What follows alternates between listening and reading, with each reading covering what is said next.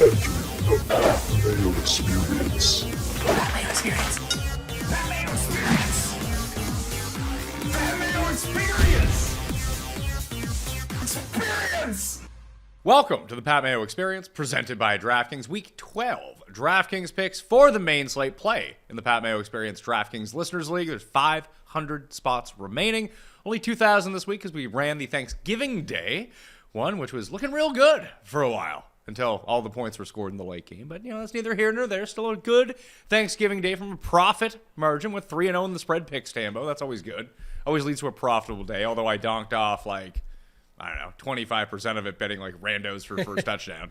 Yeah, I was there with you. It was a great day. We Saquon Barkley. Where are those checkdowns at? 3 to start the game and then nowhere to be found after that. Well, when you got to mix in Breda and Brightwell, it's going to be tough. Yeah, Brightwell was definitely getting his work. At least for my hedge, I got the over on receptions. I wanted the yards, and it was Brightwell that picked them up at the end. So perfect. Unfortunate there. Yeah, perfect. Exactly. So there's 500 spots remaining in the DraftKings Listeners League. Highly recommend that everyone go play that. If you want an optimizer, you want the prop tools, you want everything, go to runthesims.com/Mayo. Get yourself the 10% off. There's a month and 2 months worth of football left, so you might as well get in on the deal and get yourself the 10% off. Get yourself that for a Black Friday gift to yourself.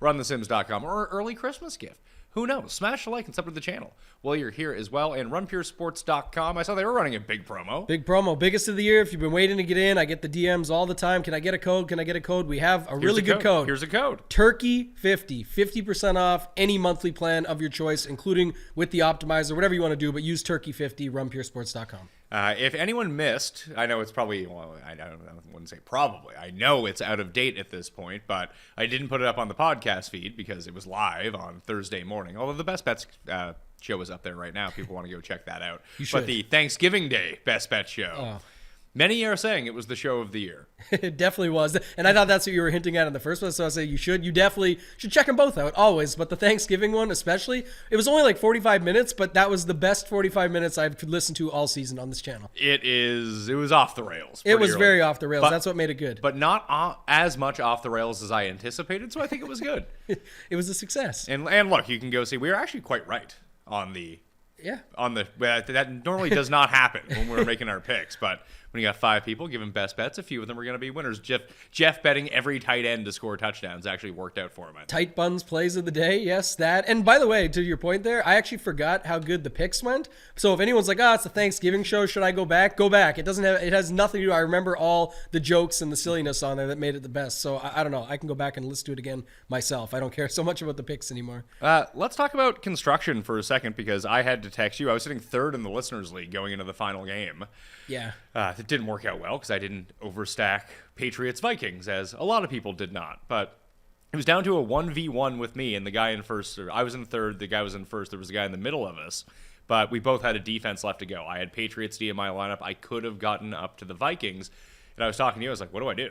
Yeah. The Vikings D, as you mentioned, was more optimal. When you did the optimizers, it was more expensive. The guy's lineup was pretty optimal to begin with. It was very clear that whoever the guy was in first place at the time was using an optimizer. It probably would have spit out the Vikings. My lean was he probably has the Patriots just because that makes sense. Who's the good defense? Use the good defense. But you were like, hey, it's probably not. Yeah, it didn't make sense from his line. That's why when you text me, we were looking back and forth, you're just trying to, go off a 1v1, your D versus his D. You both had the money for the Vikings or the Patriots. I said, I got to see the whole lineup. And you said, thinking, why? It's just D versus D. What do we do? But that's what mattered to me. And the guy had played all the favorites. This is what you should be doing. It's a good strategy when you're looking at your late swaps and any of your stuff that you can get to, higher stakes, or when you're trying to figure out the last little bit there on these 3 gamers. He played a completely optimal lineup that was built sort of correctly, or how an optimizer would spit it out. He played all the favorites.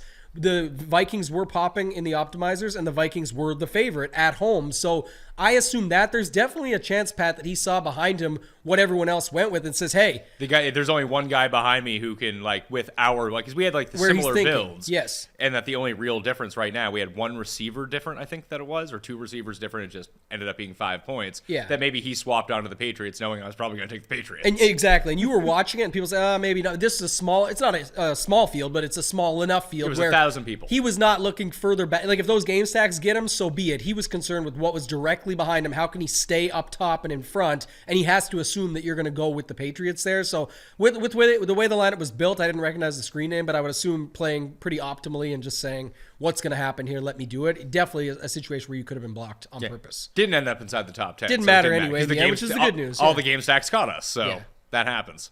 When the bad news becomes the good news. It's like the swap didn't matter. You got blocked. You wouldn't have got first. It sucks to lose the money, but I'm saying at least it didn't cost you. It just, you were getting crushed anyway by the game stack. Well, once I told you as well, it's like, hey, if I just finish in third, I'm going to be happy about this. That means no one caught me. This is fine. If the decision doesn't go my way, it doesn't go my way, whatever. But the game went off. We talked a little about that too pre-show, like when people are looking back on a 3-game slate, another little piece. Just the first game, everyone thinks it's going to be the absolute nuts. Everyone stacks it. People are 40 and 50% owned in some levels of stakes, all that. Didn't work out, right? I think you needed maybe one bill, if not. I think the winning Millie Maker lineup actually had 0, but I think the best lineups you needed Amon-Ra is who you needed. Yeah, you needed Amon-Ra for sure. Sorry, you needed that piece. But I'm talking about the Bills side, where everyone loved the Bills onslaughts and everything. Amon-Ra McKenzie mini stack was like the best combo to get you up there and everywhere. On the $20, I believe they just had Amon-Ra, no bill at all. But the point being, the second game, division game, everyone thought that was the next best sneaky game. The last game wasn't ideal from total, whatever the defenses, the quarterbacks and Cousins in primetime with no left tackle versus Mac Jones, but it's the game that went off, and that's kind of the way you have to look at it. And everyone wanted Dallas versus Minnesota for the pace last week. There was definitely a chance that if the Patriots could get things going here and you saw a little bit more of a back and forth, it was possible. So, I like Mac Jones. I didn't get him together with the right pieces, but I thought he was interesting for yesterday's slate. 4 of the last 5 quarterbacks putting up 20-plus DraftKings points. And Hunter Henry not scoring that touchdown cost you the monies. Yeah, second best lineup on FanDuel was like a 12-way chop, and Henry touchdown getting called back was the kicker there. I saw a few of those out there. There was the two biggest, most tilting things of the day, I think, were because Henry was not popular. People played Henry. He was a key cog if people had Mac Jones stacks going. So that getting called back, the double points for Jones and Henry, that's a kicker. Although you don't know how the rest of the game turns out at that point. That's right. It's a completely new game. We talked a lot of movies yesterday. Butterfly Effect. Right? Yeah, a little bit. We didn't talk that one. We talked a lot of shit yesterday. We did. We definitely did. People were off the rails. It was great. Love it. You put 7 people in a room, you get the drinks going, and then all of a sudden people are just yelling at each other. And the bets are flying and everything. Oh, we had some good stuff. Tim was there, of course, so had some good. What was his takes yesterday? Top five Tony. Oh yeah, Tony Pollard is a top 5 running back in the NFL. And then he went on to have his worst game in ages. Yes, of course. But he was tied for 5th with 9 other people, according to guests. Everyone, there's still people out there that don't believe in it, but honestly, I've told you this year, I've never come around more to it. It's just crazy. Oh, the easiest over in the first half ever. Yeah. What happens? 22.5. It lands on 20. Everything that he says just goes the opposite way. It's incredible. To see it in real time is quite something. The best. Yeah, it's definitely good. No, there's not going to be a goal in this game instantly scoring in the soccer game. I knew this game would end as a tie. Next thing you know, in the soccer, we got the soccer game. 3-0. 3-0 or 2-0 to end the game, whatever it was. Yeah, definitely. Yeah, he's got it all figured out. There was the other one too, Hodgins' first touchdown getting called back. Oh, yeah. I know. I saw a bunch of people had it. It was 45-1. Too bad our boy Luke Cager couldn't get it done. He was trying. He's trying to rage, but he couldn't get out of the cage. And Brock Wright? Yeah, Brock Wright. I don't like this that guy. This is where all my winnings went, by the way, on Thanksgiving. To these idiots. Yeah, the other tight buns, as Feinberg put it, got in, but not Brock Wright. Yeah, tight buns play of the week. Yeah. But then we found out that Jeff didn't have tight buns, but Cam has tight buns because he walks up hills. That's right, correct. All right, let's get to the optimals for the slate in Week 12, the main slate. Only 11 games. Is there any game in particular that stands out to you just beforehand, before I start looking through the optimals? Because I have a lot of interest in this Chargers and Cardinals game. Yeah, that's one of them for sure, especially depending on the pieces. Again, it looks like Kyler's going to be good to go. We'll see. But we've got a lot of quarterback stuff to talk about, but that was one that seemingly is getting a little more clear now that we've got to Friday. I think the Seattle-Las Vegas game looks like people are attaching to that because we know the pieces in it. We know it's condensed a little bit. We've already seen Seattle have some big games involved in Millie Maker winners and things like that. So Geno at 6K is popping a little bit. We'll probably look at building some of those later. And then the other interesting one is the Mahomes stuff, right? Mahomes pops, but They're at home. They're huge favorites. The total's really low, but everyone knows that's because it's a 15.5 or 16-point spread where that attaches to all. Those are all Kansas City points that you're looking at there, basically. So how do they score and get there? And then other than that, not too much stands out. We've got some injury situations that will lead to some ownership, but nothing else serious from there. And it's a trickier week. Like, we're doing this on a Friday. It's obviously after Thanksgiving. I doubt there's going to be much content today coming out within the industry. Maybe even tomorrow. You're probably not going to see a ton. I'm guessing you're going to see more of it pop up on Sunday morning. That would be my guess. I'm still going to have my injury report and everything like that on Saturday. And the prize picks, if you tune into Mayo Media Network and the Fantasy Football Picks and Bets feed for that. But all the videos are up on Mayo Media Network. So subscribe while you're here. Thanks. Smash the like too. But the injury stuff is tricky right now because no one's reporting anything. Yeah.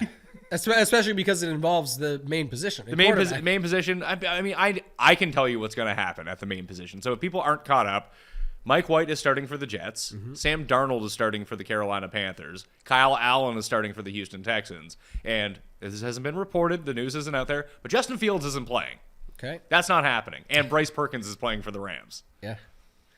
Fields can't go. You can't play a guy with a separated shoulder. I'm sorry. Yeah, I agree with you. I think that's definitely the case here. So I'm not sure how you lean into that game now because it does have Mike White on the other side. It does have Garrett Wilson, who's popping right now. And you pull up your optimals, I'm sure he'll be somewhere. Oh, he's up there. Well, he's so cheap. He's $4,200, something like that. The price makes no sense, but then it's a matter of how does this game actually go, and does he do enough based on that? All these other factors. We've got some conversation to have there for sure. All right, so the optimals right now all come from the same game. The top three. Two are receivers, one's a running back. Do you know who the three are? Is it all from the Miami game that we forgot to mention? It is not from the Miami game. Okay, I was going to say that's another situation to talk about. So, who else would it be? Who's Keenan Allen, Austin Eckler, DeAndre Hopkins, 1, 2, 3.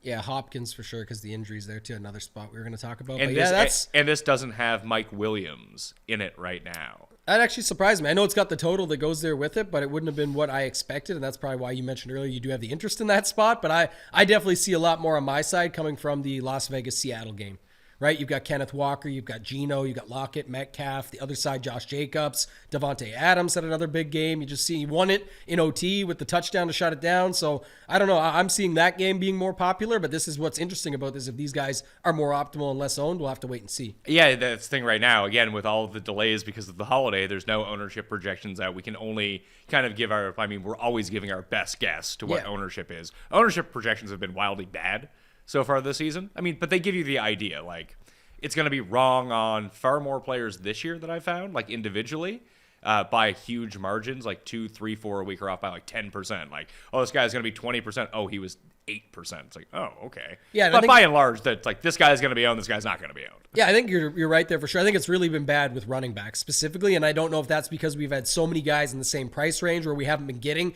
the 10K running backs this year. It's always been like, look at all these guys in the 5 to 6 or 7K range, and you're seeing that where because of that you're getting more condensed, and then people are more spread out, and then people are thinking the numbers are more condensed. They're just trying to be right on the ownership, but then they have a guy that gets 5% that ends up 20, or a guy that's 20% ends up 5. We've seen that a couple times with Josh Jacobs earlier in the season, the big Seattle-Detroit week, and then we saw the James Robinson week where he ended up being like 5% on the ownership projections, coming in at 22 or 24%. So little things like that we're seeing throughout the season, but I've seen it a lot more at running back.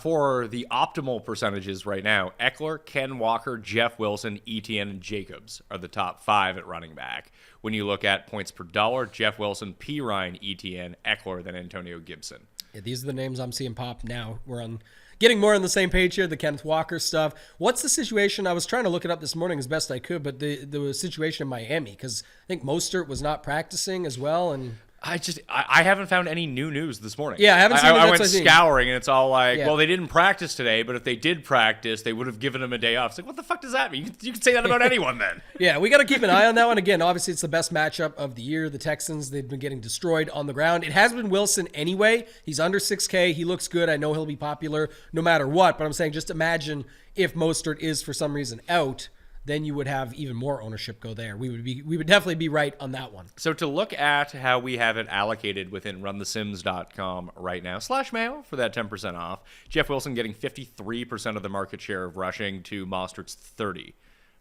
right now, and Jeff Wilson, a slight uptick in the receiving market share, but Tua doesn't really check down to the running backs all that often, so I'm not too concerned about that. They have him at 8% versus 5% to Mostert, 4% for Ingold, something like that. Because they all kind of they're like, hey, here are 2 plays per game that Ingold gets. And he might steal a touchdown, which is always fun. Yep. With the Dolphins, I think you either play Jeff Wilson by himself or say, I know everyone thinks they're going to run all over the Texans. Fade Wilson and just go the Tua stack that works every week. I'll be doing that. That's what I'll be doing. Again, this is the funny part is that it's the NFL. Crazier stuff happens, especially we're talking about the Dolphins here. I don't care how good you think they are. I think they're good. I definitely think they're a good team. But my point being is everyone, they got to win by 100 here, so there's no way these guys are going to play in the second half. I just let them score. You know how they're going to score 40 points? Bombs to Tyreek Hill. Well, we've been waiting for that game. That would be my biggest take here is the peace game where he goes like that and says, see you later. Dude has like over 150 yards receiving in like 5 Oh, he's got great games. I'm saying we're talking about that plus the touchdowns going with it. We're talking about everyone plays Jeff Wilson this week and Tyreek swings it around on an end around for 40 to the house to get things popping. I definitely could see it with Tyreek this week, just having a massive week. And even if the ownership eventually gets there, I don't really have a problem with that. I think it's a spot that we can see, again, for them to get to 30 points to start the blowout where they don't go to that in the second half. Because that is the only worry, Pat, right, is that McDaniels, once he knows what he can leech onto here and do it, obviously you can run on them, so he should start with that, and I see it.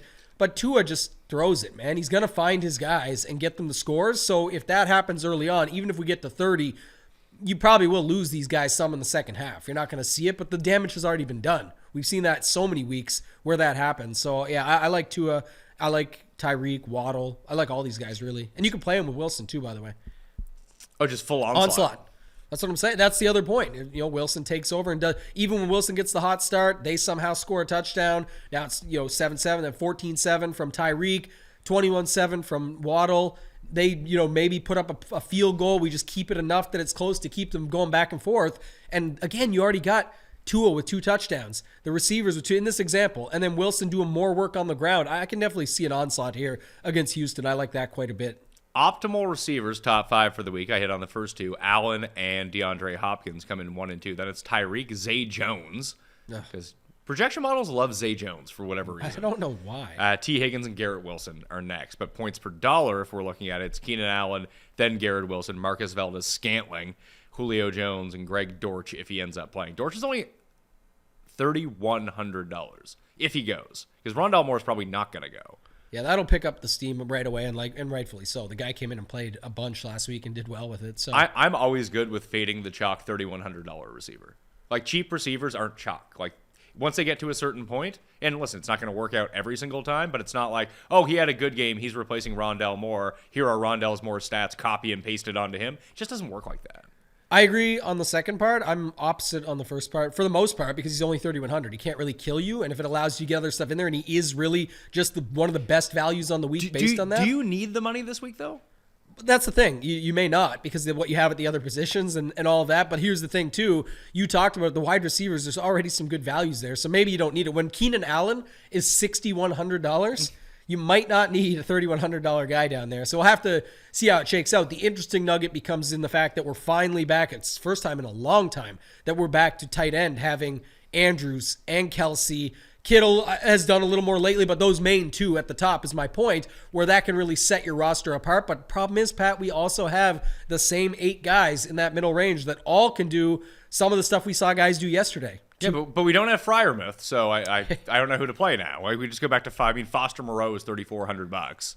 Yeah. He's just sort of my guy. No one is better at getting you 2 for $34 than Foster Moreau, but looking good doing it. Last week got me a second King of the Beach seat. I don't know if you followed it at all with him, but he had 0 points in regulation. Yeah. In OT, he had the 43-yard catch that set up the bomb to Adams for the touchdown. And that got you... That I was definitely not in by more than 4 points. I was 72nd place of 75 that get in and hit the 4.3 points came from, or I think it was 5.3 because the catch plus the 43 yards. Yeah. We should probably say you're not going to be here next week because you're going to be in San Diego. That's correct. Yeah. One small break. It's like a little mini vacation. Yep. Golf just ended. The swing season's out. When I go down there, I try and do as much as I can, but typically the way it sets up with travel days. Yeah. Anyone's ever traveled from Canada down there? You probably have the single farthest trip of anyone going into this tournament. Most likely. Yeah. That's what Unless I mean. It's someone's just a coming challenge. From Britain. But the part of it is like that's the the way the airports are these days and setting it all up. I actually got some pretty good flight setups. What's your connection? Halifax, Toronto, San Diego? It works for this time. Yep. Every other time's been New York or somewhere in between Chicago and then there, but this is a different setup for San Diego. So we'll take it, but it's still a long day, and then the time changes 4 hours. So Do they book you first class when you go? we book it ourselves. So I do book for a decent seat, but the way it works is essentially that they give you $1,000 in travel credit. Like US for a round trip? Yeah. That's not great. What are you doing here? I mean, I know I get paid a lot, but like, come on, DraftKings, help these people out. It worked. I got it in. I fit it with the upgrades and everything. Yeah, so. you want to get those lie flat seats though, from Toronto to San Diego. Yeah, that'd be man. nice. I'll take what I can get just to get from down here there. to Toronto, like whatever. What I'm fading right now is we're supposed to be getting a snowstorm starting on Wednesday or Thursday. Shit, really? So hopefully that doesn't happen. If it's on Wednesday, then might mess things up on Thursday morning when I fly out. What happens? I don't see snow in the forecast. Oh, that's what I'm reading the news and the articles as I see it pop up. But So what happens if you can't make it? Let's say you get delayed. it'd be nothing they can do. It'd be. Would they let you play, or are you? Oh just yeah, you're out? still in. It used to be that because for media and stuff like that, they want to say that if the guy that wins is there with the trophy, they have to be able to pitch that back to, like, they put a lot of money into this and sponsoring it all throughout the year. They want to be able to promote the winner, right? With the the belt for other site, or for this site, the trophies, all that stuff. But they changed that because, like, with COVID and all that stuff, sometimes people can't make it, or something. Last time I was there, someone's their wife was pregnant. They're not going down when their wife's about to have a baby pop. So little things like that where you just can't make it because of a snowstorm. You can't make it. I hosted the Fantasy Baseball World Championships. Paul and I were in New York for that. Jeff Collins won that year. Yeah. So Jeff was there. We were hanging out with Jeff the night before, and then he ended up winning. That was pretty cool. Then we got to interview him after the fact, like, do the media. But I think, like, Chipotle Addict was second. He wasn't there. Oh, yeah. Different setups for that stuff as well. Hey, maybe I should bring you down and we can go on Saturday night, hang out, and then Sunday. That's true. I'm 1 for 1 with the participants that I've hung out with the night before. On winning. And I want to get the trophy. So, yeah, we'll talk. That'd be nice. Well, I'm rooting for you. I appreciate it. I think the fans are rooting for you as well. I hope so, yeah. We got the lineup through. We got the lineup. We talked about that for one a of your second. lineups, the lineup that I picked, it got through. Well, I mean, I gave you 2. You picked the 1. Both would have got through is the good news. We were only playing So one what of you should be those. doing is rolling with my picks. I'm on a heater right now. On a heater with these King of the Beach things. But to clarify for everyone so they know, because you brought it up, is that because I got 2 in, I'm just going to count the highest win. So you'll have credit of both. We're not going to coincide and work that because you don't week want on me it. picking one of your lineups. I need to pick both of mine If in you this got spot. 5 through, you can donate one off. Dunk one off to me. There's a certain strategy. It worked very well last year, getting second place, that I have going down there with 2 lineups. So I'm going to stick to that. But because I said for the people we would do that, I'm not going to say that you only get a 5% credit off this lineup. I don't believe in that. So whatever my highest scoring lineup is, 5% will be on the table for the people. The way it will work is if it's a top 3, which is 100,000 for third, 150,000 for second, 200,000 for first, it will be a 5% free roll. So $5,000, 7,500, 10 grand, where people will get a link created for a free contest. We'll build a prize structure. It'll get tweeted out. Pat will get it out there to the people as well. That'll be covered. Anything less, whatever my highest scoring lineup is, Pat and I will come up with a giveaway for 5% of that amount. Right? So it's pretty obvious. If I win 20 grand, we got $1,000 to give away. We'll come up with a plan to give it out. Maybe it's 2 people, 1. We'll have a contest with it, but it's all going to be given away to a listener or watcher of this show. That's the fun in it. Highest scoring lineup of the 2 at King of the Beach. The links will be posted out next week. And what's the first prize? 200,000. Let's go. Yeah, Let's fucking go. 200,000 is, like I said, we'll do a How about you come first and second? That'd be incredible. There would be a $10,000 free roll. Note supply. Just keep it on point here. But yeah, it'll be fun. I think it's going to be a good time. I like it. I like it a lot. We got to figure out, now that I'm convinced that you're going to win. I like it. Good Mo. I asked Cuss yesterday. He thought you were not going to win. So that's great news for you. That's excellent news. That's excellent news. We can try to pump up the numbers here doing something. Yeah, I like it. We'll have some fun with it for sure. So, tight ends. Kelsey, Everett, Andrews, Higbee, and Logan Thomas. I don't know if I buy this Higbee stuff. He's injured as well. Like Everett, Higbee, and Logan Thomas are all injured. Then you have Hayden Hurst, Moreau, like the regular jabronis right behind him. And then at quarterback, in terms of optimals, it is Geno is number 1. Geno, Burrow, and Herbert are like in a class of their own above everyone else. Then it's Tua, Taylor Heineke, and Mahomes. And then Kyler. I don't know if I'm buying Kyler. What do you do with, I know your boy Lamar is dealing with a hip injury. He had the illness last week. He's been really bad. Feel like my Lamar, Mark Andrews, DeMarcus Robinson, like I got to play a few of those lineups. Oh, God. He loves DeMarcus Robinson. That is for sure. We'll wait and see on the running back injury reports here. Gus practice. He's playing. Yeah, you think? Okay. Feels like this is going to be what happens now. Gus is back. Now it's Drake time. Even though last week, I don't know if you saw like the late news came out on Sunday morning.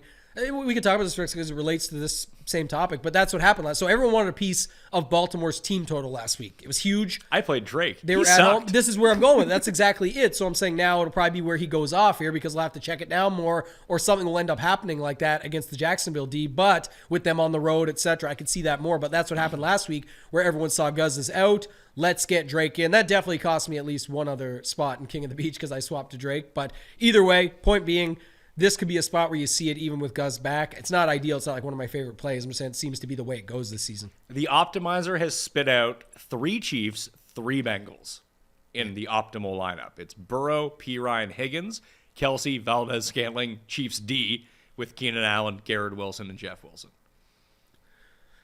Like those are your like value plays. It all makes sense. By the position. So that's going to be like the guys that fit into the cash builds. Mixon was another guy we didn't talk about yet for where P. Ryan comes up. I don't think he's playing. I don't think so at all. That's what I'm saying. And they dropped Mike Thomas from wide receiver, but Chris Evans is who's behind him, I believe. Is Chris Evans back? Because he was hurt. He was hurt too. So even if he comes back, I'm saying what is he, a backup? Yeah. But that's another spot, Pat, where I'm telling you could trust the pass game here too. That is a sneaky shootout game.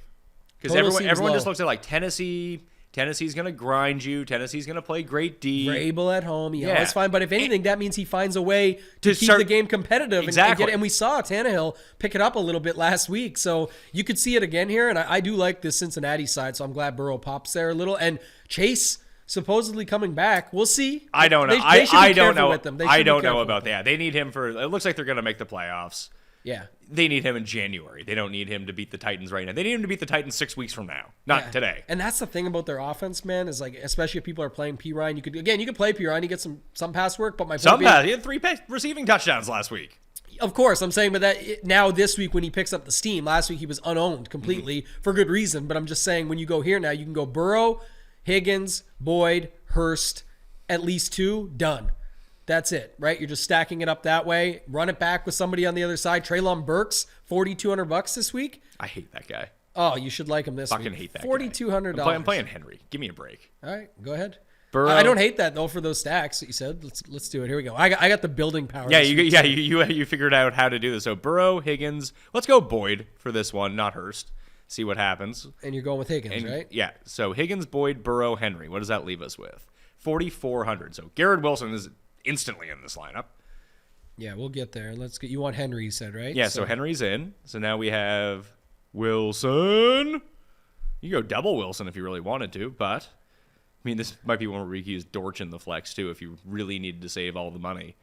But Garrett Wilson, $4,300. Who's the cheap D everyone's gonna like? Oh, it's gonna be probably Kansas City. Going up against LA, 16-point favorites at home. 2,800. Yeah, I think it'll be them. Maybe. There was someone at 2,300 I saw. I don't know if people are going to go the opposite side of that. Like they'll get crushed. Yeah, I think it's the people are just going to have to pay $2,800 this week. I could go 2,900 and take the Falcons. I like the Falcons D. I just think Heineke is a walking turnstile. Good tournament pivot this week. By the way, that tournament pivot also was part of getting me in. It was in the same lineup as Moreau last week. Remember what it was? It was we all like Steelers and then we swapped, or not Steelers. I think it was Washington going to the Washington D. Was going right up there. to 3,100. Yeah. So little note there. You're going the opposite side of it this week, going with Atlanta, but I'm always good going against Heineke anyway. But at 2,900, $100 more, just pivoting here, I got no problem with it. So if I throw in Garrett Wilson and Falcons D, I now have $5,000 left for a tight end, running back, and flex. Yeah, so you got to go with another Wilson. It's double Wilson week, or just play Moreau at 34. You can still play him, but I'm saying I think Jeff Wilson is getting plugged in everywhere. Let's see. But now, if I put in Foster Moreau, I have running back and flex 5,800. Yeah, which he is 5,900. He is, but if we look at the running backs in that range, let's sort by. So who is right here? You have, how much is Rachaad White? We didn't even talk about him. Yeah. And I think he is in a. Is Fournette coming back? Oh, we also didn't talk about Latavius Murray. Going up against Carolina. Do you really want that? He's definitely viable this week. Carolina can get beat, and they got rid of Gordon. So Murray is 5,000. White is 5,100. All the reports coming out of Tampa Bay are that Fournette might play, but this hip is like a real problem. Yeah. For him. Definitely like it. He is 100% not going to be the lead. Like, at best, it sounds like he's playing 40% Geo's back, but that's not great. But if he's a bit more banged up than maybe we think, maybe there's just a game where it's like, hey, you get like your 5 touches. We're going to roll with Rachaad White here. We know how valuable that role can be in fantasy. Just 5 catches for 50 yards plus all the work on the ground is huge. I'd rather take that at 5,100 over Latavius Murray and his 16 carries for 48 yards, and you hope he scores 2 touchdowns. Yeah, it's definitely viable. I'm with you on him. I call him Rachad.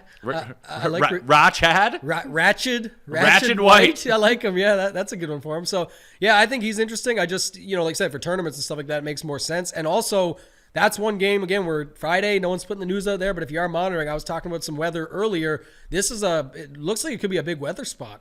We'll see. But, like they said, like 30-mile-an-hour winds. And in Cleveland? No, yeah. That would track, actually. Yeah, and so if that's the case, the run game definitely should be a thing. And like you said, if they want to just hang on to Fournette and just keep him just in case, keep him fresh, why not roll out our boy Ratchet White?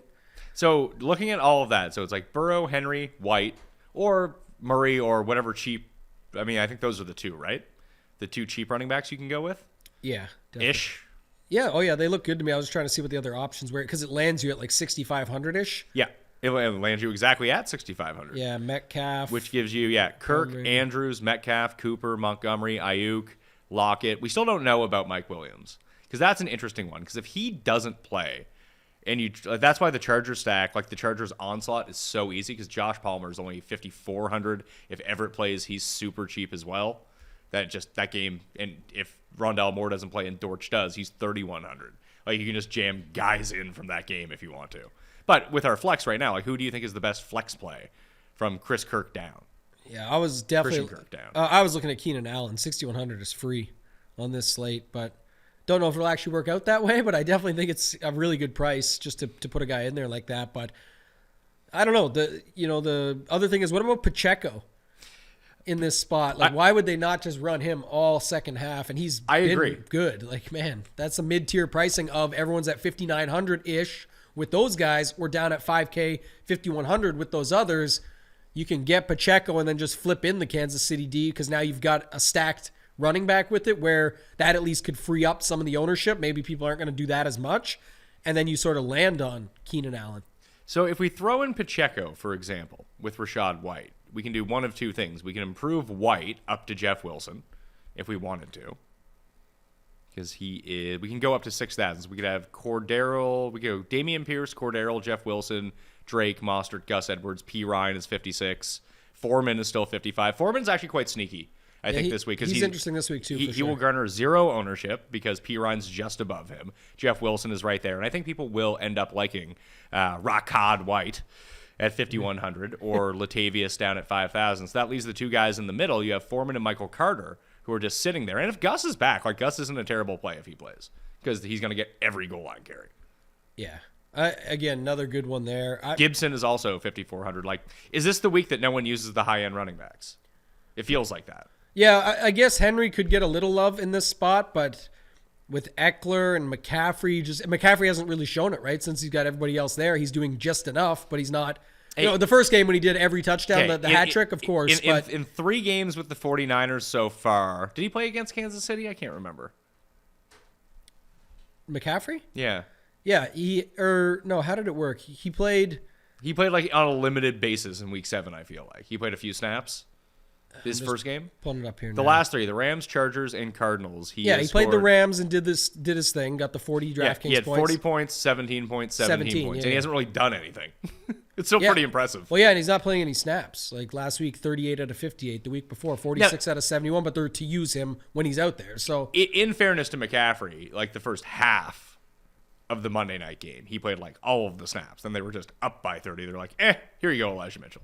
Yeah. It's not like he was splitting in the first quarter. Yeah, it's just the challenges now is that this is the thing. San Francisco used to be a team that was a little bit more condensed. Now there's just so many options. And they're doing fine. Like Eli Mitchell looks good. McCaffrey, we know what he can do. Kittle, Ayuk, Debo. Jimmy's been showing up a little more because now he has more weapons to work with. So it's like there is other options that they can go to there. And that's what the challenge is with McCaffrey at 8,800. So what would you do here? I have Rachaad White and Isaiah Pacheco in right now. There's legitimately like 5 to 8 running backs in the $5,000 range you can play this week. That's the thing. I think that's without filling it out completely, that's just what it comes down to, because I've just put like 5 different options in that actually look okay to me.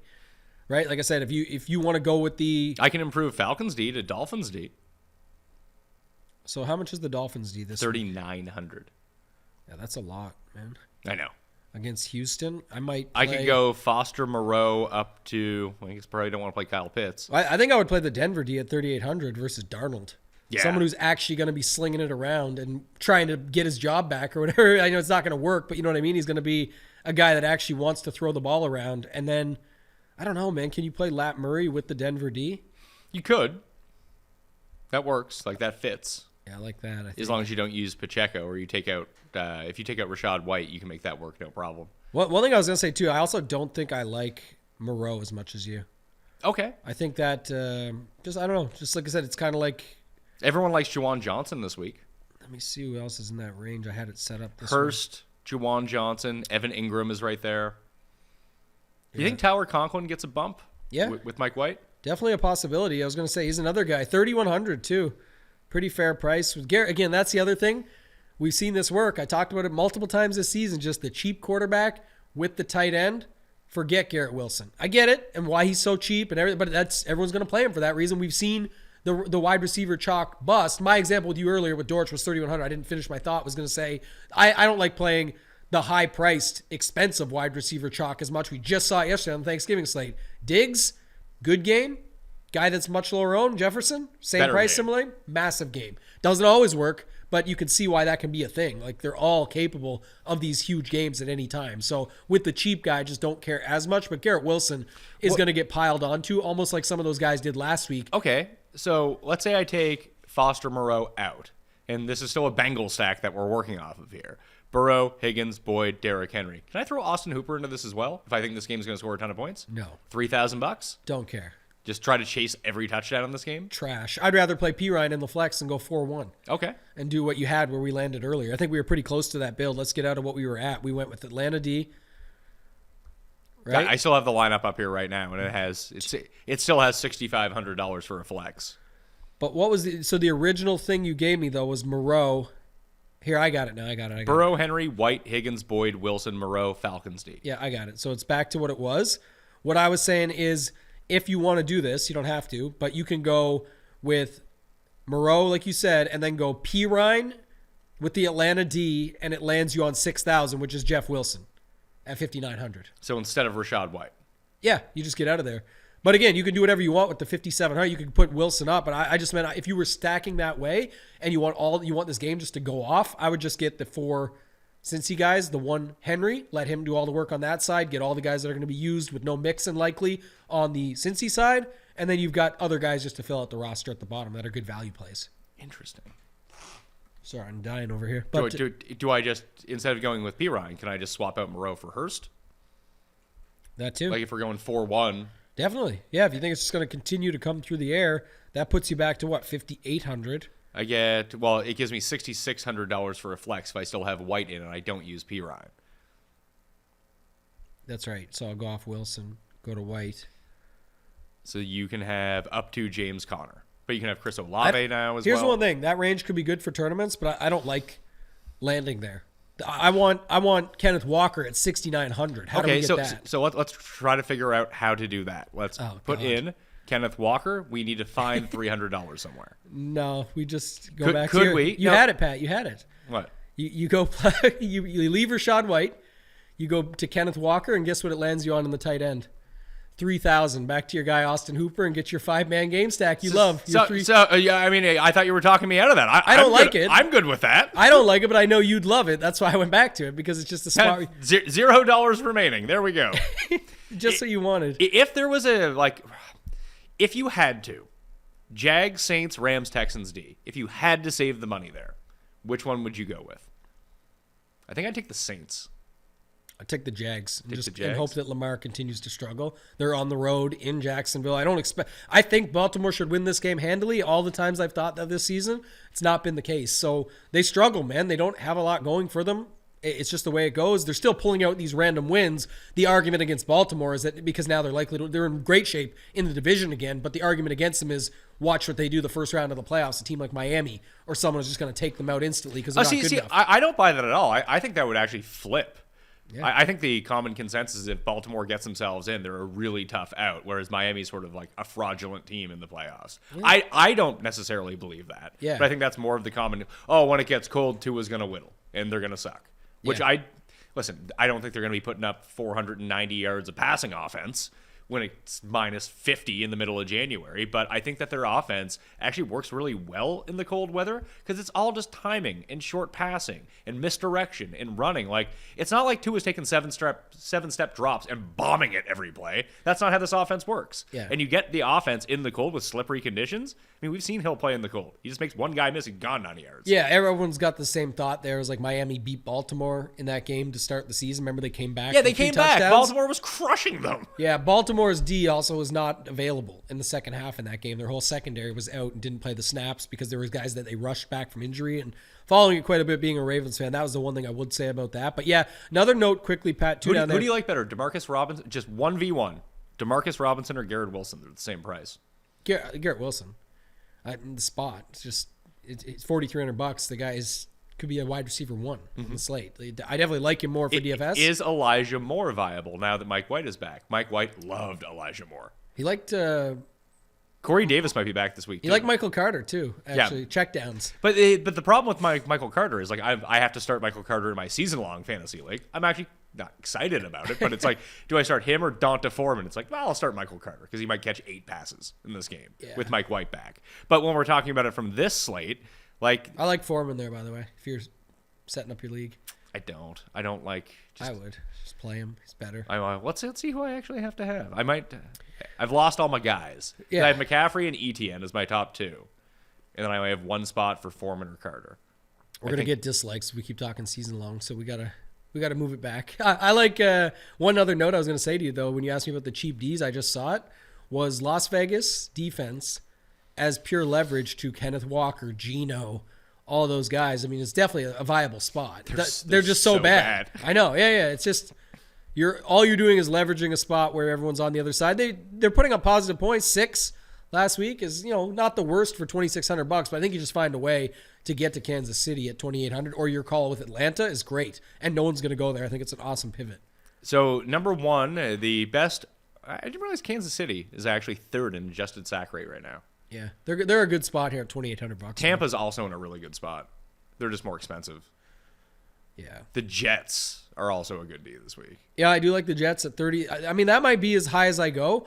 The only thing I was going to say is Denver up top. You and I do this segment. People love it. We talk about it. That's one where we're like, okay, Darnold is not just your third string guy that they're going to set up a game plan just to run it all game probably. No, he'll sling. He'll try his stuff and get to slinging it around, and that's where you can find a spot. So I like that a little bit better if you're paying up versus people see, okay, Houston's got Kyle Allen, but that to me is like they're going to be down. Okay, so even if they're down, do you think they keep running? Miami, you can run all over them. Yeah. Should we think about Dameon Pierce? He's pretty cheap. This guy's so bad too. I know. Lately, again, he's good talent, but I mean, for what he's been doing to us, that's just, again, if that's the sentiment of the public, I don't hate it. I was going to say, though, we tried out this cheap wide receiver last week. I still see him popping a little, Pat. Nico Collins, man. How much is he? He got another 7 targets last week. He's got back-to-back weeks, 10 and 16. Before that, he had a 11 and 11 and a 6.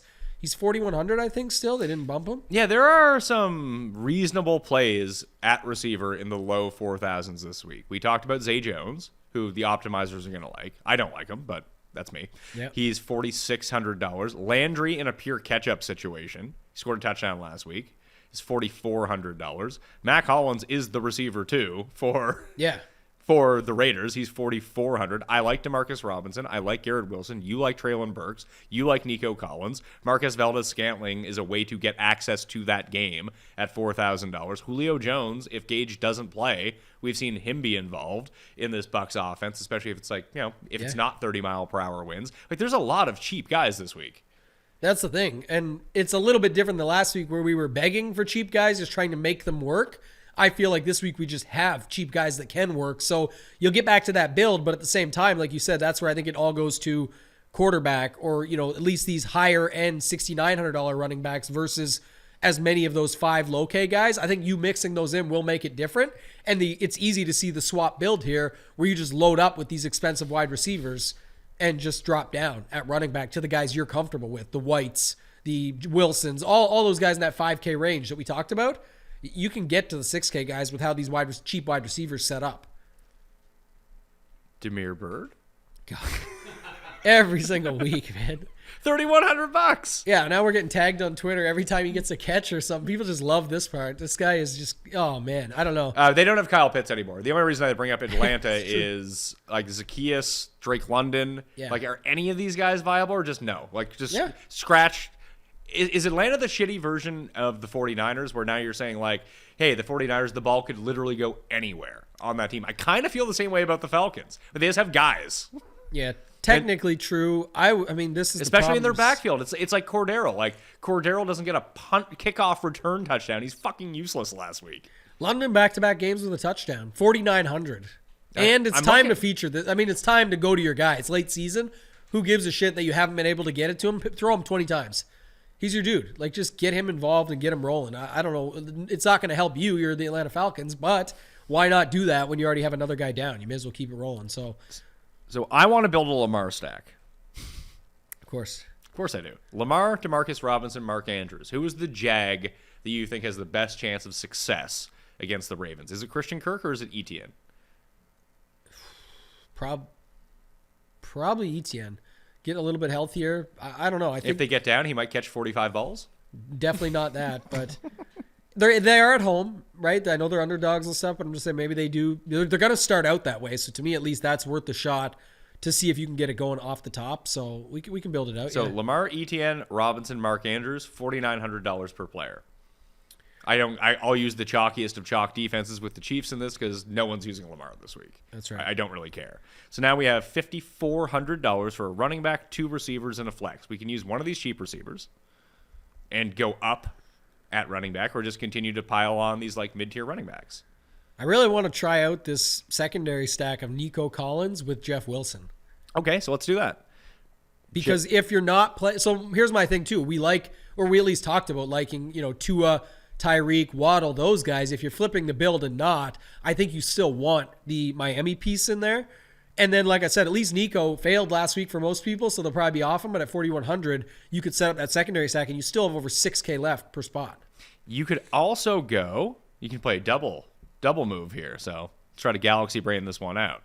With my $5,800 left, I could go Ken Walker and Matt Collins. Who else do you have in there that I don't have? Well, actually, I have $4,800 here. I have Lamar, Etienne, Wilson, Demarcus Robinson, Nico Collins, Ken Walker, Andrews, Chiefs D. Okay. And I have $4,800 left for a wide receiver. I have Lamar, Robinson, Andrews, run it back with Etienne, with Jeff Wilson. And Collins. And Nico Collins, and the Kansas City defense, right? I threw in Ken Walker. And Ken Walker, so 4,800 left. Yeah, we're good. Okay, 4,800. Who do we like here, Pat? I mean, you can do Matt Collins at 44. Like, it's the entire range we just talked about. Garrett Wilson, Matt Collins, Jarvis Landry, Corey Davis, Traylon Burks. Or do we just play Donovan Peoples-Jones to get another week of, what did he do last week, 17? He got the touchdown at the end. Yeah. Man, the guy's just on fire, though. 74, 71, 81, 99, and 61 yards. 4 or 5 catches every week. Touchdown now last week. Finally gets involved that way. Going against Tampa, I don't know. It's tough, but... I think the more that I look at this, the more I'd rather play Christian Kirk. Okay, let's do that. Let's pop out Etienne. And we'll put in Kirk. And what about Zay Jones? Well, I mean, I don't want to break the slate. 10 targets. I don't want to seem like I'm cheating using Zay Jones. Oh, you're going to love this build. Just do it, and then you'll see.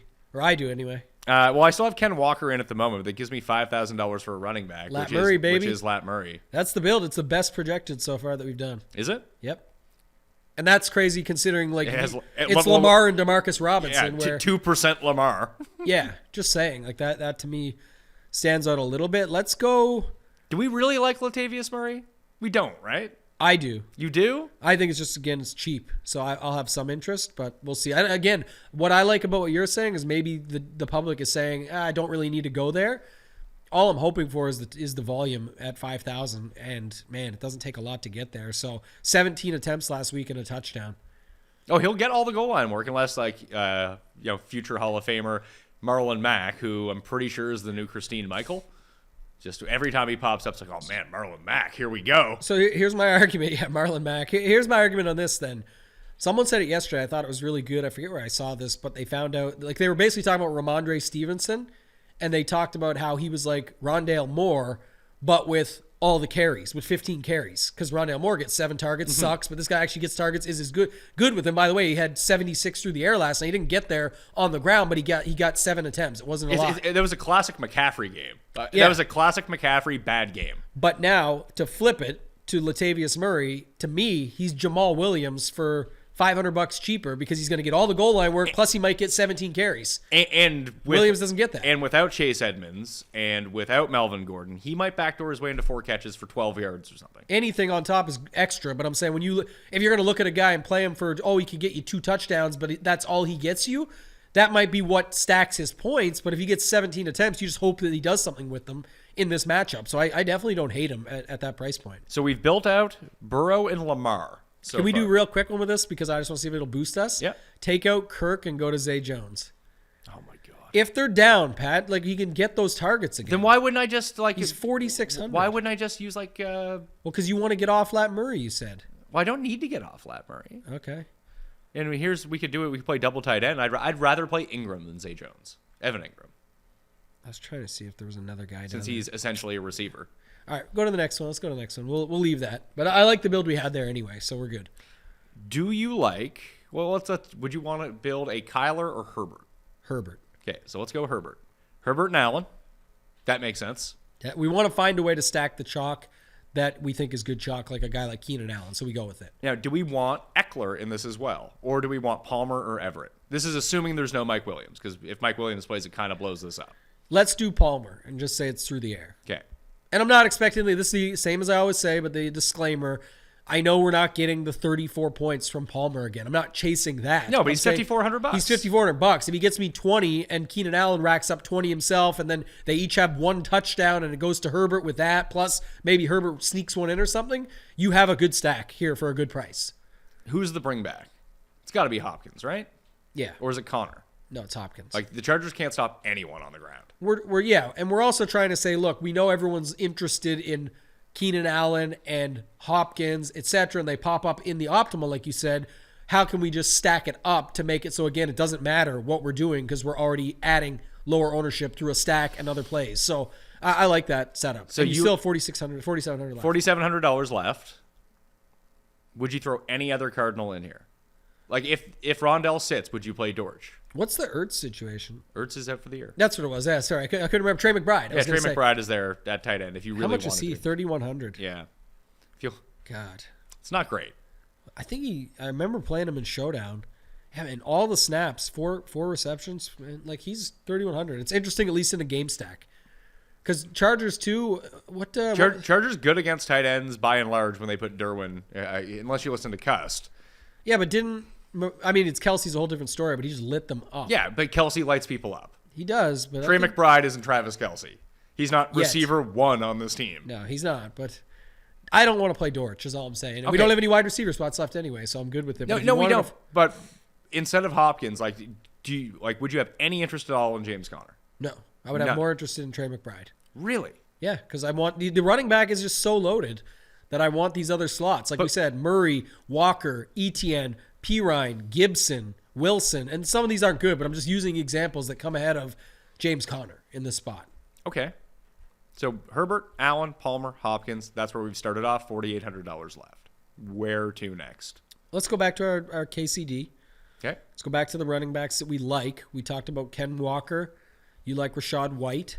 It could be, listen, I'm not opposed to Latavius Murray, but I do think this is a week where I wouldn't overcommit to any one of these guys. But the move we always do, and I agree, and others should do this when they're hand building out like this or trying to set up their own setup, is I would go with White, and then if you find out you need the $100, you can go back. You're not really settling for Latavius Murray. He's definitely still a good play. It's just you liked White. If you need the $100, you can find it without busting up your whole lineup. So that's how I would build it. Tight end and flex is all that's left right now. Do we have any like correlate? Oh yeah, perfect. Go Moreau across from Walker. Moreau across from Walker at 34, and that gives us what, 50 something for one of those mid-range running backs. Ryan with Latavius out. Oh wow, best projection yet. There we go. See, Again, we're figuring it out. We're figuring it out. And to me, this is a good one, Pat, because this is what I'm saying. Are these guys owned? Yes. This is what we talk about all the time when people are watching. We have some pretty chalky guys in this lineup. We definitely do. But when you see the bill, people are like, oh, all the chalk got there. Really? Are people playing this exact stack with Palmer and Allen and running it back with Hopkins while having Rachaad White, Moreau secondary? Like, you're using the chalk in a different way while still getting after a very nice lineup that's correlated and makes sense and can find its way to the top. I love this lineup, by the way. So. You know, in terms of your projections, I know the Chiefs probably project out pretty well, but what if you went from White to Murray, Chiefs to Falcons? Oh, yeah, I know what you're saying. Now doing what we said. These 2v2s come into play. Yeah. First day on the new setup. I apologize that I'm bouncing around a little bit, but I want to get it right. So let me go check it out here. We're going to go to Lat Murray, and then it leaves me the 2,900. I've got it sorted properly now. Actually projects just about the exact same, 0.2 in the difference. And that has way less ownership. Just taking Chiefs D out. Yeah. You're swapping out what, say, a projected 10 to 20% defense for a 0 to 4% defense. Yeah. It's good. And I would bet White and Murray probably. You think Murray or White will be more popular? Murray. For sure? I think so by the end of the week. What happens if Fournette gets ruled out? Does White become the highest owned guy on the slate? Yeah, the other thing I will say too that ties into it, I mentioned already with the weather there, but if the weather gets blown up a little bit more, then that could be a spot where people just say, oh, all they're going to do is run it. So if Fournette's out and the weather stays high, why would they just not run the ball? That's what will be the common sentiment here. So I think he could pick up some steam as well. So Lat Murray, just trying to look at how this would work out. How much are the Browns D? 27? That's another way you could go too off Chiefs D. Go down to Browns D against Tampa. At home, bad weather. They might end up facing a bunch of rushing attempts, which would not be ideal, but no one's going to use the Browns. Yeah. Don't care for them too much. But you would prefer the Falcons? I would prefer the Falcons. I've been teeing off on this Heineke guy all season. It works anytime he's in. So he literally averages over an interception a game, I believe, over like a 20-game sample. It's insane. So that was Herbert. I feel like that one's just easy. Yeah. And if you wanted to overload that game, you could get pretty crazy with it pretty quickly. Yeah, sometimes easy works, as we saw last week. I said both would have got in, but I believe when we were building out the Daniel Jones one, we were like, he's just too cheap. It's a good spot. It's a good matchup. We can run him with this. We do the secondary stack of that. Boom, we're done. And it worked. So definitely like the Herbert one. Who else did you have there? I thought you had one more that you wanted to I had two that I really wanted to work out. I mean, we can do are you going to play Brady? Because I'm not. Don't think so, no. Like I think if I was going to take my shot at a lower owned type guy, I'd take it with Lamar. Yeah, the only reason I hesitated, so everyone knows in case I get there by Sunday, and you can follow my free stuff. It's on Sunday on the Run Pure Sports YouTube. People are always like, oh, you said you weren't going to play him on we don't even have all the information yet. Yeah. The only reason I was going to bring it up is he's a pretty good squeeze play in the sense that if people go away because of the weather, he could throw those short passes to Evans and Godwin and those guys, even Rachaad White. And then on top of it, he's right between Geno and Carr in that game. All right, so let's do a quick build of Geno. Yeah, let's do a Geno build. Do you prefer Geno or Carr? Geno. And a couple reasons. One, I don't love Moreau as much. Like I said, on the other side, it's just the way it's setting up right now. And then on top of it, you can use Jacobs. You can use Jacobs. Definitely. I love this call. So yeah, we can start it with that. But what I was also going to say is I would probably want to be leveraging the Kenneth Walker, even though you can play both. It's a way to get different is just play both. I just like when I'm doing this. It's like a naturally contrarian thing. Is two ways to do it. One is either add Kenneth Walker and do that and just double it that way, because most using Kenneth Walker think you can't use Geno, so you do that, or you leave him out, not because he got 8 targets last game or something. Like, he's definitely a guy that should be in your stacks. But I'm saying when you're leveraging against it by saying, okay, let me go Geno, Lockett, Metcalf, you're also filling up wide receiver spots correlated, but you can't get the quote-unquote best plays in the wide. You can't get Keenan Allen and Garrett Wilson and a third one, because you only have one more wide receiver spot and a flex. So if you do it that way, you build yourself completely unique while still being correlated. And that's why when you're jamming in the chalk running back plays after you do that, people are like, oh, it's just got there because of a Geno stack and all the chalk running back plays. Did you use up all your 3 wide receiver spots with 2 Seattle guys and Mac Hollins in an example of another stack of this lineup? Probably not. That's why it gets there and people complain about it, but that's just theory 101. Like, you're building it that way to get different. So Geno, Jacobs, Metcalf, Lockett, I think is the stock skeleton for this build. I'm building it. How much does that leave us with now? 4,700. It's almost exactly the same as what we just did with the Herbert stack. Okay, so let's try and stay similar for a second to what we just did. So Chiefs D. We do have to get different at tight end now because of how we set it up. So, but there's other options that are down there. Like you could use McBride. You could use Evan Ingram. I objectively like Evan Ingram as a solo play at $3,200. I like what you said with McBride, though, because we're kind of going against our last lineup. Can we go McBride and Keenan Allen to keep Keenan Allen in there at cheap and have that as your secondary stack as just PPR guys? They're just going to rack up targets. It's DraftKings, right? We're going to rack up those PPR targets. That leaves you 5,800. You can smash two of those guys in the middle tier. You could go Jeff Wilson and Michael Carter or whoever the hell else it is, Mostert, P. Ryan. You could go P. Ryan and Jeff Wilson if you really wanted to. Or you could get up. You know who is not? Yeah, there you go. Do you know who is not going to be owned this week that I think is a good running back play? Because he was an excellent running back play last week, and it worked. Even without Fields, I think David Montgomery is still a good play against a bad Jets run defense. Definitely don't hate going back to the well in a spot where it failed for everybody the week before. It didn't fail. He scored like 22 points. Yeah, I mean, sorry, I shouldn't say that. He did get 20 DraftKings points, but it was not going well, and people were not happy with the outcome until everybody else dudded and sucked. So that's where last week with that type of slate, that low scoring, of course you're going to take it. But so what you could do is go David Montgomery and one of Latavius Murray or Rashad White, or use Jeff Wilson, like the world is going to be doing. Good spot, good play, whatever it is. And then you can use P. Ryan if you wanted to. The reason I went with it projects better. I just checked the other, but just going P. Ryan and with Wilson. With P. Ryan, Wilson, Allen, Kansas City D, it's kind of a skeleton of what we had in the previous. Just to give the people the numbers, this projects like 7 or 8 points less than what we were hitting with the other one. Okay. So again, we'll wait and see how ownership shakes out. That to me, if it's only 5 or 6 points off and it's way less owned, then by all means. But I think Geno Smith stacks are going to be higher owned than what we just saw. We'll wait and see how it shakes out. But I think this lineup is a way to use it still. Like we still have the Arizona Chargers game in there with McBride and Allen as a different setup. And also McBride is a pivot off of Noah Fant and off of Burrow, who are right in the same stack in the same game. So that's another way you're doing it differently. Don't sleep on people not using Austin Hooper either at 3,000.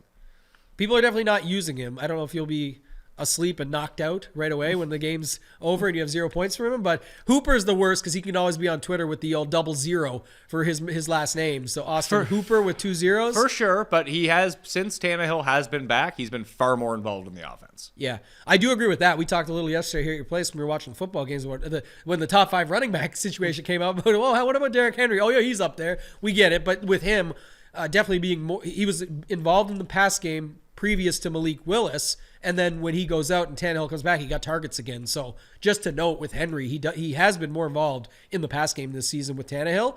You've got Treylon Burks, you've got Hooper, who you're happy with. That again goes back to our original stack of that game. It just looks good, man. Like it's a good spot with a total that doesn't look right. I like the over for that game anyway at 42.5. I feel like we never try to build out Mahomes ever. Yeah, it's true. So if you had to build out one here for us to finish this off, Mahomes, Tua, or Mike Wilson or Mike White. We can do 2. We got time. Yeah, we got lots of time. I'm not worried about time. It's just the reason I don't build Mahomes is because I don't play Mahomes on DraftKings. He's always the most expensive on the given week. The stack options are plentiful. Who could you bring it back with? Like you can't. You just don't have to. If anything, you could just build a Mahomes onslaught. So let's do that. Let's try Mahomes. Let's try a Mahomes onslaught. Do we know if Juju's playing? Not yet. Questionable. And we know that Tony's going to be out. So you have like your Justin Watt. How about we just let's keep it simple here. Let me. We never built a full onslaught on this show. What if you just did Mahomes Kelsey, and then just tried to fill out the rest of your lineup? I'm saying I want to do crazier. I want to do Mahomes Kelsey, the obvious, and then I want to Watson? No, I want Pacheco and the Kansas City D. That's the whole point. Is you get Kelsey there early, and then the D and Pacheco take over. That's how you build the onslaught. You can stop it at these 4. By the way, but I know, Pat, we can add a wide receiver. But this would be my other example. To the previous to what I just said, why I love something like this and no one does it, is we build this like this. We have all 3 wide receiver spots open. We get to pick at least one of those running backs we like, if not 2. The way this is set up, we have 51.60, the best average we've had remaining after 4 players yet. if this got there, Pat, with just all the chalk pieces, it would be super contrarian because no one's building this 4-man Chiefs, and people look at you like, oh, obviously this loser played just the Chiefs stack, Kelsey, Mahomes, and then just put all the chalk in there. I can if I want because it's a totally different build than everybody else is using. So who are the guys you like the most at 5160 here? See, I went the other way with this. I'm trying to get myself back up. And I threw Garrett Wilson and Keenan Allen at receiver. I like that. That's where I was going to go. So we're good. So is there an Arizona guy that we like? Doesn't have to be just yet. Okay, the Jets, though, we have 3 spots left, right? Running back, wide receiver, and flex. And I have $5,100 left. Do we want to go to Montgomery as the secondary stack? We could, but now we need to find a cheap receiver. Okay. So this is where it could be your 5th. Who do you like of the Chiefs wide receivers? MBS, I guess. He's 4,000. Yeah, there's 2. Sky Moore and Watson are both 3,000. Yeah, do you trust any? No, and they'll be likely splitting time if Juju comes back. So because Juju, MVS, and then those 2. But we don't need to do that. We could go down to 4,000. You could use your boy Treylon Burks. I already got it. I already found it. He's right there. You could use Corey. You probably don't want to use Corey Davis. Jarvis Landry. He's another one. Nico Collins, your guy. Then we can use Jeff Wilson. You can't get there. We're $100 short. We can. What is it? Well, I was going to go back to the standard Wilson P Ryan. I thought we just had the standard fill-ins. So it was Wilson P Ryan, Wilson Allen, MVS. I don't know if there's a $3,900 wide receiver that you like. I was just trying to get to like the same idea to see how it shook out against the other builds, but I mean, we can use MVS. We don't need to use Piron, and we can use one of the other running backs who are right there. Yeah, who's someone at 5,500? Oh, you could use Antonio Gibson if you wanted. Or Foreman. Yeah, Foreman is 5,500, yeah. Like, Foreman works with this. It's funny, I like Latavius Murray more than I like Foreman. Okay, so let's do him. Like, what if we take Jeff Wilson out? Because you can do... Or what if we take MBS out? What's $4,500 at wide receiver? Not much. Well, what if we try to put Montgomery in? So Montgomery at 64. It's what you said. You need that cheap receiver. You can get back up to Lat Murray at 5,000. Then you have 4,000. That works. David Montgomery, Latavius Murray, and MBS. Does it work? Yep. Oh, yeah, it's perfect. Yeah, that's what we want here. So, yeah, let's do that. And it's MBS. And I'll tell you what I got. MBS is in. I bet you that does not project out well. Surprisingly, it's only 5 points less. Really? So there you go. With 5 Chiefs. Correct. And no one will do this except people watching the show. So there you go. That's my point, though. That's, again, everyone said that's a horrible lineup. Like, why'd you do... You played all the chalk, and, of course, Mahomes Stacks got there. Did you play 5 Chiefs like us? No. And that's why I could play what I wanted to in the other slots. You can get different still in other spots. You don't have to just pound the chalk in like we did. I'm just saying when that that's happens, how we're filling out our when lineups. People keep saying all the chalk is hitting, if we think it's the good chalk and it ends up being that way, we have a different construction around it. So that's where the difference comes in when building these lineups out. Okay, last one. Tua. Okay, pretty easy. Tua, I hear this guy Hill is pretty good. Yeah. So we'll throw him in. Waddle and Nico Collins. Yeah, definitely. That's how I would build it, just to see it, right? Especially like this. So that gives us $4,600 remaining. So it's under our previous setup, but we'll be able to pick it up elsewhere. So we can go back to some of the guys we've been on just to see how it shakes out. So Chiefs D. When we had Moreau in there, you can do that again to get. You don't want to get back in those types of games or the Chargers and the others. So if we just start there with Ken Walker. Oh, can we use Ken Walker in this? If we go Walker and Moreau, we probably can, right? You still have the 4,900 average for the last 2 spots, and you like a 5K guy, Lat Murray, so it leaves you 4,800. Yeah, that's not enough for Drake London, is it? No, $100 shy. And we don't have to use Chiefs D. Like I said, I don't hate Browns D. If that's the difference. Of what? Yeah, I was just saying, what do you want to get to, though? I don't know if there's much more at 5K. I think we need to adjust somewhere else. Okay, so maybe it's not Ken Walker. Maybe it's David Montgomery and Garrett Wilson, and then we could do Tyler Conklin. No, but you're playing the lineup to leverage what others like. People are playing Garrett Wilson. Okay. Well, if that's the case, then why can't we go McBride, Keenan Allen, tight end flex, and have 2 running back spots? Yeah, you could do that too. I was just looking at one here. Let me just see how this projects. So this projects the exact same as the onslaught we just did. Mm-hmm. If we go Tyler Conklin, David Montgomery, and you land on Pirine, because Pirine with Mixon out will become popular. Mm-hmm. If I take out Pirine and Conklin and Montgomery and switch it to what you said, which was McBride and Allen, then you can go. Which I like. Then you can go Latavius Murray, Jeff Wilson if you wanted to. Actually, you don't want to go Jeff Wilson in this. McBride. Who's the other guy you said? It was McBride, Keenan Allen. Oh yeah, Keenan Allen. He's good. So we'll go there. But you could go Latavius Murray, Pirine, Rashad White, Pirine, something like that. Yeah, or you just overstack it again. See, this is another one. I would have no problem overstacking this with Jeff Wilson. It actually projects 2 points better than what I said with Pirine and them because Tua, Waddle, Hill do their damage. Wilson gets involved in the mix and then takes over. And then, yes, Nico Collins is getting all the targets coming back. And it's what I talked about just a moment ago. You used up your wide receiver slots on Hill, Waddle, Collins. You can't get any of those other guys we've mentioned in there. And yeah, you still played Allen in the flex with McBride to get a piece of that game. Lat Murray with the spot that he's in. So what? Give it a shot. And the chalk defense. But you have another good lineup. So yeah, it actually projects even better than what we looked at before. Interesting.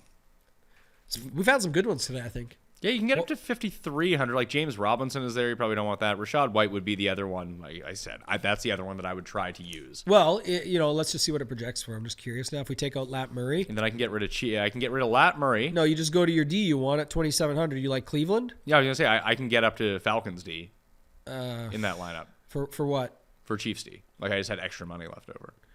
I didn't have any money, but I played Jeff Wilson. But yeah, I know what you're saying, but it also is for the wrong guy here because I don't want to play White against the Cleveland D. So I like White against you don't want to play White against the Cleveland D, but if you played White, you could get yourself without Jeff Wilson and use Pirine, you can get yourself up to Falcons D or lower $3,000 D. This one projects about 5 points less, but if you played Rashad White with that same sort of onslaught 4-1, you could play the Vegas D because you're already saying in this lineup, no Ken Walker, no Geno, no Seattle guys. You may as well just leverage them. Like that's where I would do it. So yeah, good builds there. That one projects less. I like some of those. What do you think your favorite one was of all of them? Just let me try to look at this one again. You said Conklin? I just want to see what that one looks like in front of me. Conklin? Yeah, if we change, so we take out, what would you be taking out? Both running back spots, everything starting over? No. Leave the 4 guys from 3-1. Leave the 3-1 and go with Conklin. Montgomery. See, we can go Montgomery, and we don't need to go Conklin because theoretically we could go Garrett Wilson, right? In the flex spot. Here, we can go Garrett Wilson. Too. Now we have $4,700 for a tight end and running back. So you can get a tight end that you might like, correlate them with your running back if you wanted to, or just go 2 independents here. And you can get up to almost whoever you want at running back. Like if you went Moreau, Ken Walker, I think that actually works. So Moreau. No, it does not work. You'd have to go like Moreau, Ken Walker, Pierce, or whoever the hell is. Yeah, that does. I just don't like what that leaves me with now, unfortunately. Okay, yeah, you're looking at the one thing I will say that at least stands out from it. I don't like that as much, and it's not projecting. Well, it also doesn't work. It also doesn't work. What I'm trying to do. No, even the idea if we took out Ken Walker and just did your Montgomery with Wilson in the flex, you can definitely find a tight end and running back that fit it. We can finish it just for the sake of doing it. If you put in, go back to the Conklin one for a second because that's the other thing I was going to say too. One note that's been, I know we're only 11 weeks in, but I mean that's a lot of the season. But the tight end has been correlated in a lot of the Millie Maker winners. So going to Conklin when you don't have Wilson in here because you've used up your other 3 wide receiver slots is kind of unique. Going back to the well on Montgomery, just to do it when most are looking to pay down. If you go to like a Lat Murray, a Kansas City Chiefs D, it lands you on 5,600, which is Pirine. Okay, so you can go Montgomery, Conklin, Pirine. Yeah.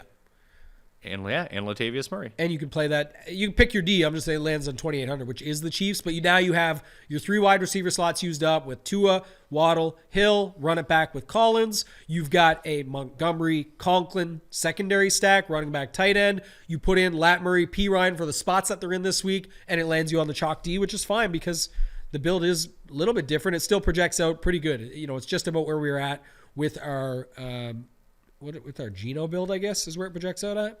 Yeah, so looking at that, I think the Herbert one just stands out as the best one that we built. Far and away for me. Yeah. Not just, it's actually not far and away on the numbers. I just personally like it. the best the way it built out with the pieces that it had. Okay. So I like that one. I like the Lamar one that we built, weirdly enough. I think that projected out well, too. It did, yeah, surprisingly. That's why I wanted to do it this way this week. We haven't been doing this every week. We're actually getting the numbers on them. But I thought after last week, Pat, where we were basically using them and saying I'll use them for the King of the Beach, that it would be a good way to do it where we can get some numbers behind it and see how people are thinking when they're going through it and what you should be looking at and how you should be taking that into consideration when you're building out your own builds. Looking at potential one-offs in some of these games, I know we talked about Latavius Murray a ton. If you were to correlate that with anyone, DJ Moore is $5,000 with Darnold, and you think they're going to be slinging it. Definitely an option, and good reminder on the fact that we're, Moore is down as a wide receiver 1 to 5,000. That's pretty solid. Again, you got to worry about Surtain and what he's got on the other side. Sure. But at 5,000, do you really have to worry about it? I don't look at that stuff nearly as much. I care about if someone's extremely high priced or something like that where it could affect it, but not in this spot for me. Rashad White, Donovan Peoples-Jones, Rashad White, David Njoku, if that's the way that you wanted to go. Yeah, I like this game, actually, by the way. People do this little back and forth on the secondary stacks. What other one you got? So we talked about Drake London McLaurin. Drake London, Antonio Gibson. Okay, if we're going through Houston, Miami, I like my favorite is Wilson. Nico Collins. But we want to stack that game up, though, right? Yeah. I'm just saying in general. I liked your call there that you just had, Lat Murray, DJ Moore. I think that one's good. I like London Gibson. Could you go definitely Foreman Dulcich? Yes, actually. Like Another good one. Flip it. That's cheaper, too. I like that one, actually. We didn't talk a lot about our guy Dulcich, but I do think he's another guy that just was so close last week and it just didn't happen. But he was actually getting the air yards, the targets, all the stuff, running the routes on the snaps that he had. So I definitely like him. And then I like the London Gibson one. I want to talk about that because you brought that up. I thought that was a good one. It's cheap enough on both sides. Gibson may go a little bit overlooked just because we named all these other guys around him, and it's just he's in that sort of area. What do you think the chances are that Gibson outscores P. Ryan? Definitely high. Okay, then all those P. Ryan lineups, we just switch them to Gibson. Like, now our lineup is completely unique. Yeah, higher than expected. I shouldn't say like he's the nut. It's probably like it's probably like 55-45, 53-47. It's good. I would have no problem if you wanted to pivot there. Yes, that's what I would say. And I like the London call with that secondary. Chicago and the Jets is a tougher one, but it's Montgomery, Conklin, or Wilson, like we said, probably. Don't love the passing game. I don't think Fields is going to be back, so it's going to be a challenge. I also think Carter is viable in that game. I do too. So I'm with you there. Elijah Moore, if you want to take that shot, like you said, maybe they finally work him back in. I don't really think you need to risk it, but just in case. Tampa Bay is White with DPJ. Or Njoku. Baltimore and Jacksonville is ETN, Kirk with Andrews or Robinson, or just stack it up to be different like we did. We didn't talk about this, but the Bears D is $3,200. Mike White has 8 picks in 4 starts. Yeah. They're definitely, I know their defense is bad, but whew. So I have them tagged up. They're 3,200. Though them and the Jets at 32 and 3,300 are the two that I like there, either side of that game. Like I said, up top for me at 3,800, it was the Broncos. There, I like those two at 32 or 3,300. Again, if you need the $100, just drop down from the Jets to the Bears, and then going down to the bottom, we talked about some of the ones we like down there already. So yeah, that's the range this week for those. Good news. Oh, so a bunch of injuries just piled into my timeline. Let's run them. So here we go. Mixon not seen at practice on Friday, so he's probably not playing. Yeah. Ken Walker is good. Great report. Thanks, Denny. Via Denny Carter. Breakaway confirms he's a big play machine. I mean, I'm not a film grinder, but I do watch the games. Could have told you that one. Yeah. Doug Peterson says the recently acquired Darrell Henderson is not playing. So good news for ETN. He's always going to be out there. Corey Davis set to return. Okay. AJ Brown. I guess we don't care about that game. That's it. Okay. Still good though. Yeah. The ETN side of things with Henderson staying off after they claimed him off wires, and then that Jets situation gets muddied up a little bit more if you're Terrace Marshall is injured as well for the Panthers. Oh, okay. DJ Moore. Or She Smith. Yeah, She Smith. I don't know. I would go with Moore at 5,000. Just try and play it that way. Logan Thomas also not practicing. Yeah, interesting. Didn't talk a lot about that game. I don't love that game, weirdly. Like, I think I like individual pieces. Yeah. I liked what you said. Like, London Gibson could make a lot of sense. And that seems to be it. Yeah. I think that's mostly it. We also didn't talk Niners at all. Yeah. Do you like? is it just too? It's a lot like the Chiefs, right? It's just Same too spread things, out. really, really spread out. Yeah, you'll have pieces get there, but will you be saying, "Oh, I needed them on my lineup this week"? I don't know. Yeah. Do you, like if you just had to rank what's the correlation in this game? Ayuk, Olave, yeah, Jarvis Olave Landry, was somebody. Debo, yeah, Kittle, Olave. If you think somehow it stays close, thing about Kittle is in the blowout, he's likely done. Right? There's not not going to easily. Although they did last week. Yeah. In a blowout. He sort of started it too, but yeah, I agree. So yeah, like that's where makes it a little bit tougher. 9.5 point favorites at home. You could look at it there, but I don't see much else in those other two games. That's why we didn't probably spend as much time on them, but we've talked a lot about Chargers. I mean, the last ones we didn't hit, we game stacked all of them. So you've already heard our thoughts on Cincy, Tennessee, Chargers in Arizona, Vegas and Seattle. We just talked about the Saints and the 49ers. And the last one we built a whole onslaught was with the Chiefs and the Rams. So that sort of rounds it out. Worst pass defenses over the past month per DVOA on the slate: Chicago, Vegas, Jacksonville, the Rams, and Miami. And then Cincinnati. Yeah. Good spots. I mean, you know, couple things I just heard there is like the Mike White stacks. If we didn't do those, but I mean, you take the shot. You could take the shot with Mike White, or you take your shot on Tannehill. Exactly. Pick your spot. I was gonna say that stood out because that's one of the spots, and then also Miami. You mentioned if Houston, that's where like, oh man, Miami's gonna blow them out by a million. Maybe they do. Hopefully, you know, I still think you could get there with your stacks, but if for some reason they can keep it just a little bit close, then that makes those stacks even stronger. So the Tua type lineup that we built earlier could be really good. 5 worst run defenses on the slate: the Cardinals, Browns, Chargers, Chiefs, and Bengals. Yeah, we have good matchups there. And we don't know, like, obviously there's no Darrell Henderson, but I have zero faith in any of these Rams running backs. That just seems like dead money. Yeah, and you don't probably need to go there. We mentioned all those other options, and some of the guys that we've been talking about have those matchups that you just mentioned. Are they even cheaper, though? I have no idea how much. Cam Akers is 49. They're both $100 less than Latavius Murray, who we know is getting the ball.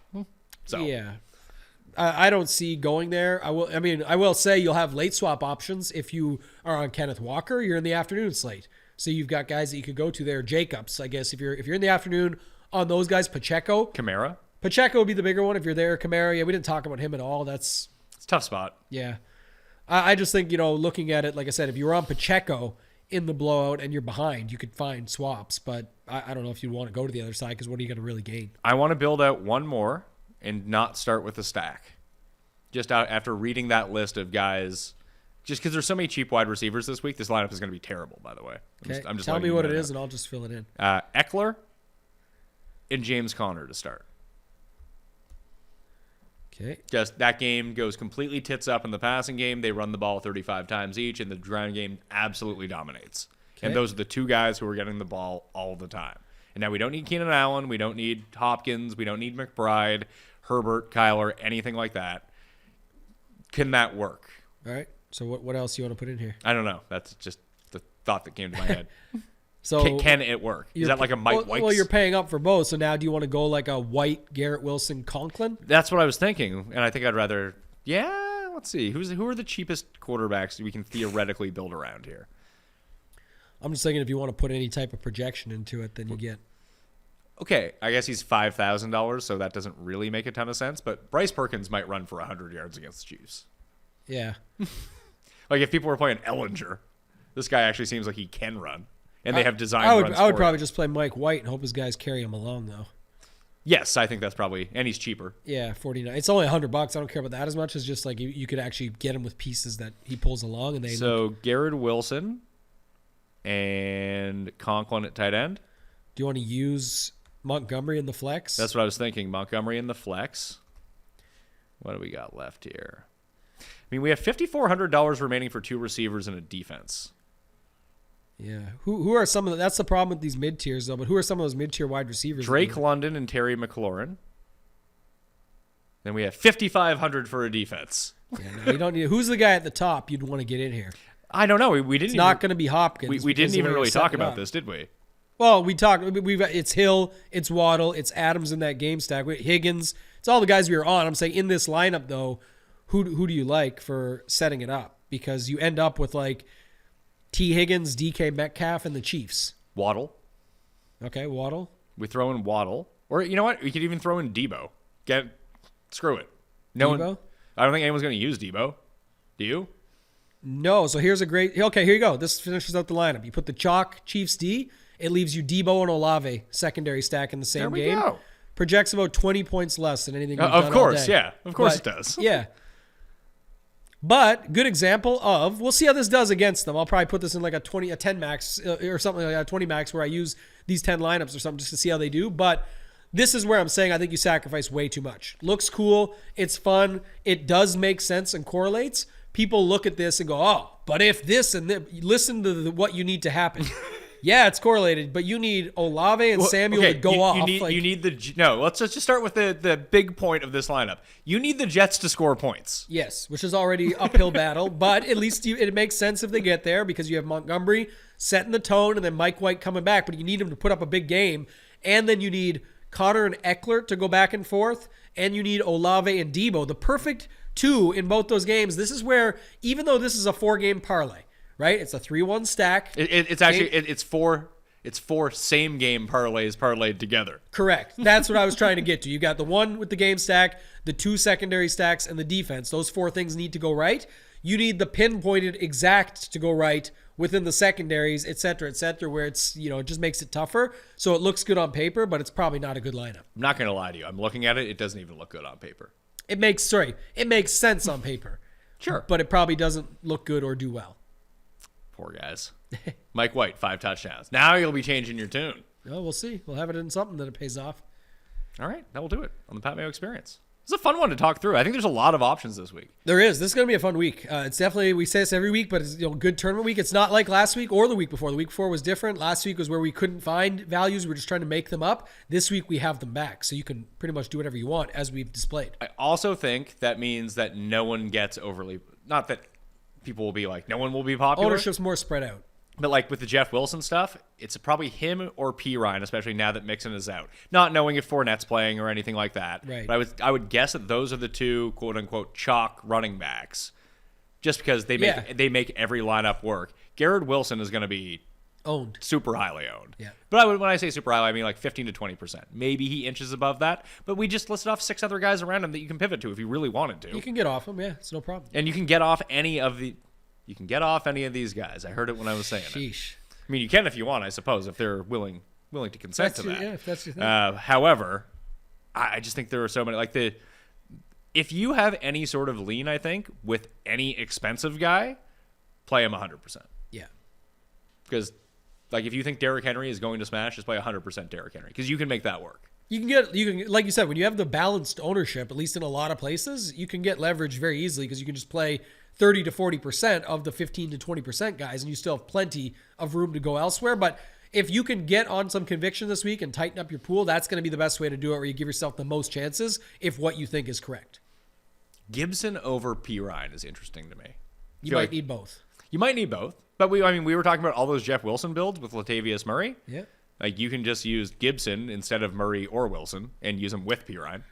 Yeah, some of those are going to break out as a little more owned as the week goes on. But like you said, there's more options. There's even some in the 6K range. There's some at the $55 and $5,100 range. You've got 5,500 guys. You've got all those options that we just haven't had as of late. So we'll see how it actually makes things go. But we built a bunch of stacks that made sense and look good and project decent. So lots of ways you can go this week. You got to pick your poison. And we built one lineup that doesn't project well and I guess theoretically makes sense, but as a long shot, that will end up being the best lineup.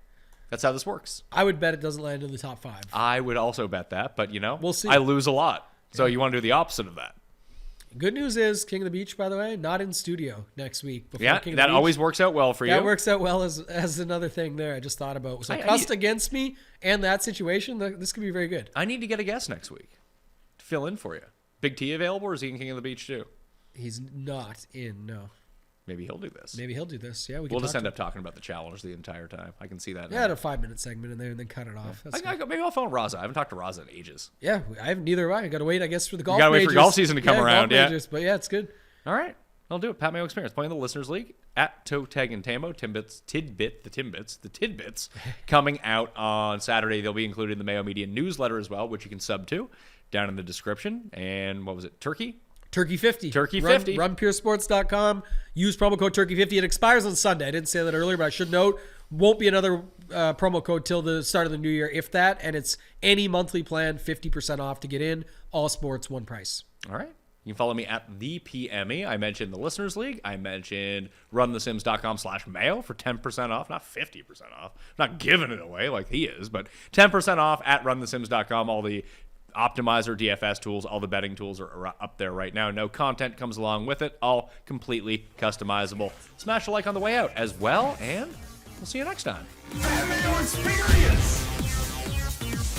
Experience!